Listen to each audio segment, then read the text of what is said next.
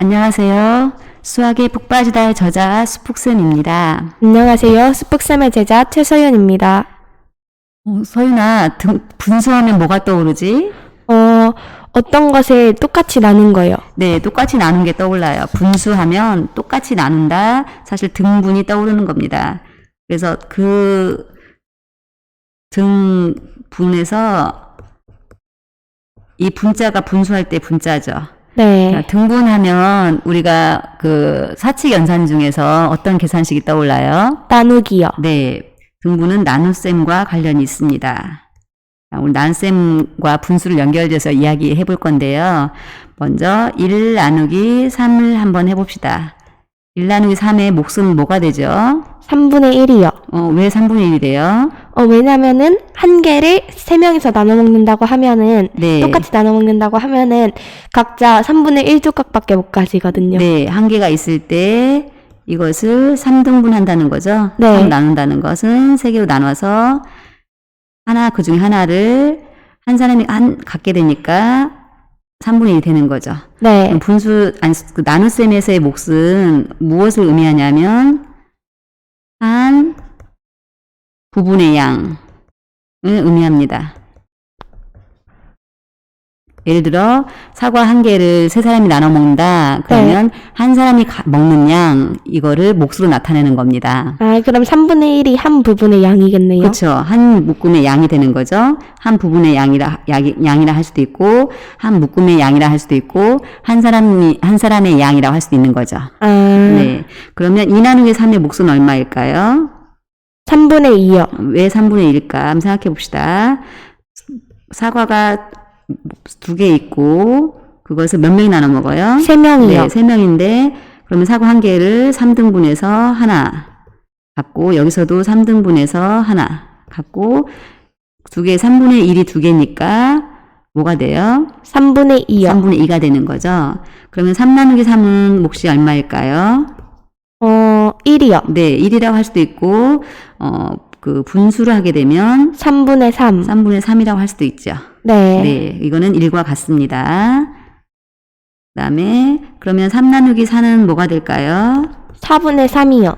네, 왜 그럴까 한번 생각해 봅시다. 3개가 있는데 그거를 몇 사람이 나눠 먹어요? 다시 한번 해볼게요. 네. 4 나누기 3 가지고 해볼게요. 4 나누기 3. 네. 4 나누기 3으로 해볼게요. 그러면 몫이 달라지죠? 이때 네. 몫은 얼마일까요? 3분의 4요. 네, 3분의 4입니다. 왜냐하면 4개가 있을 때 3사람이 나눠 먹게 되면 얼마가 되죠? 여기서 3분의 1씩 갖게 되는 거죠. 여기서 3분의 1, 여기서 3분의 1. 3분의 1, 3분의 1. 3분의 1 몇 개 갖죠? 4개요. 네, 4개 가지니까 3분의 4가 되는 거죠. 3분의 1을 4개 갖는다는 의미입니다. 그러면 5 나누기 3은 얼마일까요? 3분의 5요. 네, 3분의 5 이렇게 되고 그러면 6 나누기 3은요? 6 나누기 3, 3분의 6이요. 6 나누기 3은 3분의 6. 6이 되는 거고 또는 2. 또 2라고 할 수도 있죠. 네. 예. 그 다음에 7 나누기 3은 뭘까요 그러면? 3분의 7. 3분의 7이 되죠. 이렇게 돼서 어떤 수를 네모라고 해보고 나누는 수를 세모라고 해보면 네모 나누기 세모의 몫은 얼마가 될까요? 세모분의 네모요. 네, 세모분의 네모가 되는 겁니다. 이걸 한번 다시 정리해보면 1 나누기 3에서의 몫은 3분의 1, 3분의 2, 3분의 3, 네, 3분의 4. 네, 3분의 5. 네, 3분의 6. 네. 3분의 7. 네, 이것의 규칙을 찾아보면 어떻게 되죠? 분모가 가로선 밑으로 가고 분자가 가로선 위로 가요. 네, 나누는 수는 뭐가 되죠? 얘는 나누는 수는 분모요. 분모로 가요? 네. 이게 나뉘는 수. 나뉘는 수는 분자로 가요. 네, 나뉘는 수는 분자로 가고 나누는 수는 분모요. 분모로 가네요. 그죠? 네. 이런 규칙이 있네요. 그러면 다르게 한번 생각해 봅시다. 분수는 무엇으로 이루어져 있죠? 분수는 분자와 분모와 가로선이요. 네, 분수는 가로선이 있고 가로선 아래에 뭐가 있어요? 분모요. 분모가 있죠. 그 다음에 가로선 위에는 분자. 분자라고 하죠. 가로선 위에 있는 것을. 그러면 나눗셈에서의 분모는 어떤 게 분모죠? 나눗셈에서의 분모는 네. 나누는 수가 분모예요. 네, 나누는 수가 분모예요. 그죠? 나누는 수가 분모가 되고, 분자는 나누어지는 수. 네, 나누어지는 수 또는 나뉘는 수라고 표현하기도 해요. 나누어지는 수, 또는 이거는 나뉘는 수라고도 할 수 있어요. 나뉜다 해가지고 나뉘는 수 할 수 있죠. 그러면 이게 이제 가장 중요한 말이고요. 원래 분자 분모는 뭐라고 알고 있었죠, 서윤이가? 분자 분모요? 네, 어떤 거에 한 부분? 네, 분모는요. 어떤 분모를 뭐로 알고 있었죠? 조각 내주는 거. 조각 내준 거. 분모는 여기서, 아니, 분모라고 또 했네요. 다시. 분자. 여기 분모는 전체를, 나누는 거. 나눈다, 수학이 나눈다는 것은 뭐죠? 등분한다. 네, 등분한 개수. 등분한 개수가 보통, 분모 역할을 하는 거고요. 분자는, 몇 개를 가지느냐. 네, 부분이 몇 개인가? 부분의 개수죠? 네, 부분의 개수예요. 이것을 한번 다시 예를 들어서 해보면, 4분의 3 가지고, 4분의 3 가지고 한번 해볼까요? 네. 네. 4개가 있어요. 이 4개 중에, 4개 4등분 했으니까 이 4는 어디로 가는 거예요? 분모요. 네, 분모. 이거는 전체를 4등분 했다. 그 뜻이고요. 그죠? 등분한 수가 되는 거고. 네. 이때 이렇게 3칸을 칠하게 되면 분자는 뭐가 되죠? 이 3칸을 칠한 게 분자가 돼요. 네, 분자는 뭐가 돼요, 그러면? 4분의 3. 3이 되죠. 네. 예. 그러면 3이라는 것은 사실은 이거 4분의 3이라는 것은 4분의 1이 단위 분수인 4분의 1이 3개라는 뜻이죠. 네. 예. 그래서 분자는 부분의 개수라고 말할 수도 있지만 단위 분수의 개수라고 표현할 수도 있어요. 네. 이때 의미는 뭐 전체를 등분한 개수가 분모가 되고 그 중에 부분의 개수 또는 단위 분수의 개수가 분자가 되는데 나눗셈식에서의 몫을 나타내는 분수에서는 분모는 뭐가 돼요? 나누는 수가 되고 분자는 나누어지는 수가 되는 겁니다.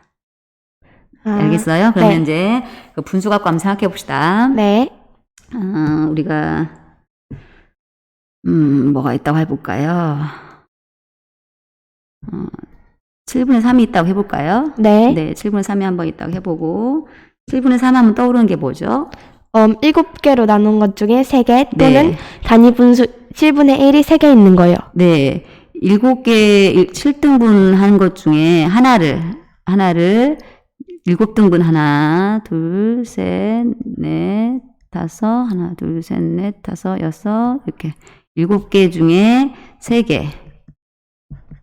그죠? 네. 이럴 때는 식을 어떻게 세우면 좋을까요? 이렇게 이걸 그림을 보면 7분의 1? 네, 7분의 1인데 7분의 1은 어떻게 나와요? 식으로 해보면 이 하나를 몇 등분했어요? 7등분이요. 그렇죠. 하나를 7등분했어. 1 나누기 그렇죠. 7 곱하기 3. 이거가 몇 배 있는 거죠? 3개 세 개요. 있는 거예요. 그러니까 7분의 3은 사실은 하나를 7개로 나눈 것 중에 3개. 이렇게 식으로 표현할 수 있어요. 그것도 표현할 수 있고 또 다른 방식으로 표현할 수 있는 건 뭐죠? 3 나누기 7이요. 그렇죠. 이것도 떠올려야겠지만 7등분 한 것 중에 세 부분이라는 것도 떠올려야겠지만 7분의 3을 보면서 항상 3 나누기 7을 떠올려야 됩니다. 그러면 우리가 분수에서 이 가로선 있잖아요. 네. 얘 모양이 누구랑 닮았나 한번 볼까요? 네. 누구랑 닮았어요? 찾아봐 여기서. 저기 3 나누기 7 할 때 중간에 네. 있는 나눗셈식이요. 얘랑 좀 떠오르죠 모양이. 네. 그러면 나눗셈에서 이 모양이 아래 동그라미는 뭐가 되고요? 분모의 모양 수로 바뀌고 위 거는 분자가 되고 이 가로금은 그대로 똑같이 나눗셈의 가로금. 의미로 갖는 거죠. 그래서 7분의 3을 보면 3 나누기 7 떠올려야 되죠. 자, 그걸 한번 다시 표현해 보면 7분의 3을 보고 3 나누기 7 이것을 떠올리면 좋겠어요. 아, 네. 네. 그러면 또 하나만 질문해 볼게요, 선생님이. 네. 몫이 어떨 때는 1보단 크고 네. 어떨 때는 1과 같고 어떨 때는 1보다 작아요. 그거 규칙을 한번 찾아볼까요? 식에서. 만약에 1과 같을 때는 그 네. 똑같은 수를 만약에 나누는 수와 나뉘어지는 수가 같으면은 1이 돼요. 네, 나뉘는 수랑 나누는 수가 같으면 1이 되는 거죠. 네. 예를 들면 네모 나누기 네모는 1이 되는 거죠. 네. 네. 그러면 또 어떨 때 그 나눗셈에서의 몫이 1보다 작은 분수가 돼요? 만약에 그 나뉘어지는 수가 네. 나누는 수보다 작을 때 그렇게 돼요. 네. 여기서 이 세모와 나누기 네모라고 했을 때 이 세모가 뭐보다 작을 때? 네모보다 작을 네. 때. 세모가 네모보다 작을 때는 이 값이 뭐보다는 작아져요? 1보다. 네. 1보다는 작아져요. 그죠? 네. 그 다음에 1보다 클 때는 언제죠? 만약에 그 나뉘어지는 수가 나누는 수보다 더 클 때. 네. 그러면 별 나누기 네모로 생각해 봤을 때 이 별이 어떻게 됐을 때요? 더 커야 돼요. 별이 네모보다. 네모보다 더 크게 되면 이 값은 뭐보다 크다고요? 1보다 1보다 크다. 커지게 되는 거죠. 우리가 항상 나눗셈을 생각할 때 몫이 원래 기준에 처음에 있었던 얘들보다 커질까 작아질까 이런 것들을 생각해 보면서 계산을 하는 게 좋아요. 그냥 무턱대고 계산하는 것보다. 그러면 나눗셈을 가지고 이제 곱셈식으로 한번 바꿔서 생각해 볼게요. 네. 1 나누기 3은 3분의 1이죠? 네. 그러면 3분의 1 값을 갖는다는 거잖아요? 네. 1에 3분의 1 값을 갖는다는 거예요. 네. 그러면 이 식이 다시 뭘로 바뀔 수 있어요? 곱셈식으로 바뀔 수 있겠죠? 그렇죠. 곱셈식으로 어떻게 바뀔 수 있어요? 1 곱하기 3분의 1. 1 곱하기 3분의 1로 1. 바꿀 수 있어요. 자, 2 나누기 3에서는 두 개를 3등분한 것 중에 하나씩 갖는다는 거잖아요. 네. 그러면 이것을 곱셈식으로 하게 되면 2 곱하기 3분의 1. 2에 3분의 1을 갖는다는 1에다가 또 거니까. 두 개씩 가지니까 3분의 1을 갖는 거죠. 네. 예, 2에 3분의 1을 갖는 거예요. 사실 2 나누기 3은 아니죠. 2에 3분의 1인 거죠. 네네네. 네네. 미선님 2 곱하기 3분의 1. 네, 잘못 썼네요. 3분의 1이 되는 거죠. 그 다음에 3 나누기 3은 3 곱하기 3분의 1. 그렇죠. 3 곱하기 3분의 1로 생각하면 되죠. 네. 그 다음에 4 나누기 3은 4 곱하기 3분의 1. 네, 4에 3분의 1 값을 갖는 거니까 3분의 1을 갖는다는 것은 한 묶음의 양을 갖는다는 뜻이에요. 네. 그러면 이거는 5 곱하기 3분의 3분의 1. 1이 갖는다는 거죠. 그러면 네모 나누기 세모를 다시 바꿔 생각해 보면 어떻게 나눌 수 있어요?